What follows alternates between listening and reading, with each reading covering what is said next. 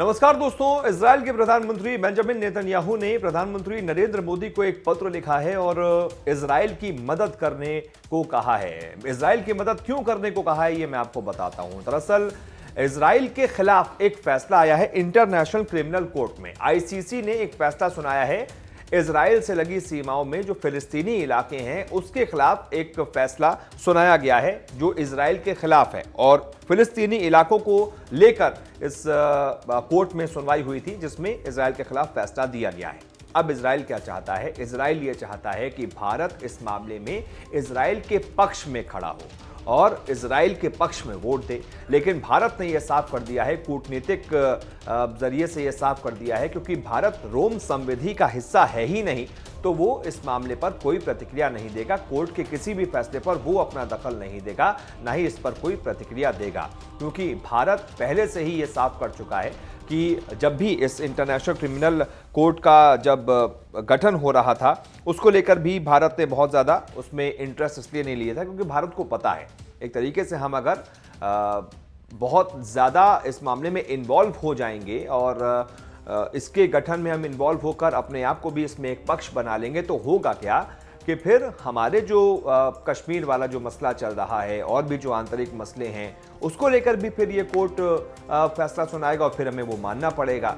इसलिए इससे दूर ही रहो कि भाई हम मानते ही नहीं है ऐसा कोई कोर्ट है। आप लोग आपस में देखिए, जो इस कोर्ट को बनाने में साथ जिसने दिया था, जिसने फैसला लिया था, वो अपने आंतरिक मसले देखो। हमारा अपना आंतरिक मसला है, हमें उससे कोई लेना देना नहीं है। सीधी और सिंपल सी बात यह है कि बेंजामिन नेतन्याहू जो अपना प्रधानमंत्री को नरेंद्र मोदी को बड़ा अच्छा दोस्त भी बता चुके हैं। जब प्रधानमंत्री इजराइल गए थे खुद नेतन्याहू ने उन्हें जो है सैर कराई थी पूरे इजराइल की, साथ ही साथ समुद्र में उस मशीन का पानी भी पिलवाया था जो तुरंत खारे पानी को नॉर्मल पानी में बदल देती है। बहुत अच्छा दौरा रहा था प्रधानमंत्री नरेंद्र मोदी का। ऐसे में इजराइल ये सोच रहा था कि भारत इस मामले में उसकी मदद करेगा।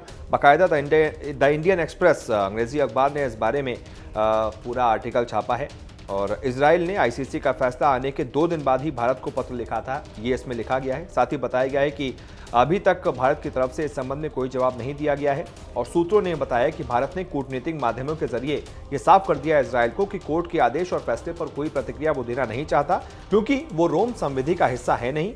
हालांकि इजराइल भी इस संविधि का सदस्य नहीं है। इजराइल भारत की तरफ से सकारात्मक प्रतिक्रिया की उम्मीद कर रहा है, खासतौर से तब जब यह फैसला कश्मीर और दूसरे मुद्दों पर भी असर डाल सकता है, इसीलिए भारत बच रहा है।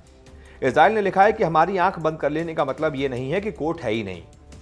खास बात यह है कि आईसीसी की स्थापना प्रक्रिया में सक्रिय रूप से भाग लेने में भारत ने रोम संविधि मानने से हमेशा से भारत बचता रहा है, क्योंकि भारत को इस बात का डर है कि आईसीसी कश्मीर और उत्तर पूर्व जैसे मामलों में भी फिर अपनी न्याय प्रक्रिया चलाएगा, जो कि एक आंतरिक मसला है, तो वो भी ठीक नहीं होगा।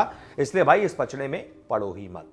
तो देखते हैं आगे क्या होता है और भारत इस मामले में क्या इजराइल की कोई मदद कर पाता है या नहीं। आसार तो बड़े कम लग रहे हैं। आपको क्या लगता है बताइएगा। वीडियो को लाइक कीजिएगा, शेयर कीजिएगा, चैनल को सब्सक्राइब कीजिएगा।